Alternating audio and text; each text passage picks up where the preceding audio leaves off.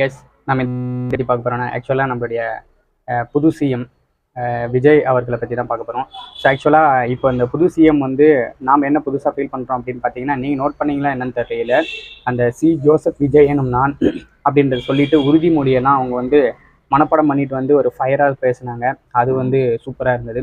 அதுக்கப்புறம் அவங்க கட்சியில் இருக்கிற செங்கோட்டையன் அவர்கள் வந்து பதவியேற்கும் போது சரி, சட்டசபையில் பேசும்போது சரி, தனியாக எழுந்து நின்று மரியாதை செலுத்துவாங்க. ஸோ அது வந்து உண்மையிலேயே சூப்பர். என்னன்னு பார்த்தீங்கன்னா, வயசில் அவங்களோட பெரியவங்க அப்படின்றதுனால அந்த ஏஜுக்கான மரியாதையை வந்து அவங்க கொடுக்குறத நான் வந்து பார்த்து கற்றுக்கிட்டு இருக்கேன். ஸோ அது வந்து ரொம்பவே சூப்பராக இருந்தது. அதுக்கப்புறம் அந்த 200 யூனிட் ஃப்ரீ அப்படின்ற திட்டமும் வந்து உடனே அறிவிச்சிட்டாங்க. ஸோ அதுவும் வந்து ஒரு நல்ல விஷயமா நான் பார்க்குறேன். அதுக்கப்புறம் இப்போ ரீசெண்டாக நேற்று சட்டசபையில் பதவியேற்று முடிஞ்சிட்ட அப்புறம் பார்த்தீங்கன்னா, எதிர்க்கட்சி தலைவர் ஸ்டாலின், உதயநிதி ஸ்டாலின் இவங்களெல்லாம் நேரில் வீட்டில் போயிட்டு பார்க்குறாங்க அப்படின்றதே வந்து நான் ரொம்ப புதுசாக அண்டு சூப்பராக பார்த்தேன். ஸோ அவரை மட்டும் பார்க்கல, அன்புமணி ராமதாஸ் அவர்களை பார்த்துருக்காங்க, வைகோ அவர்களை பார்த்துருக்காங்க, அப்புறம் எனக்கு பிடிச்ச சீமான் அவர்களையும் போய் நேரில் பார்த்துருக்காங்க. ஸோ இதெல்லாம் பார்க்கும்போதே வந்து அடடா சூப்பராக இருக்கே அப்படின்ற மாதிரி தோணுது.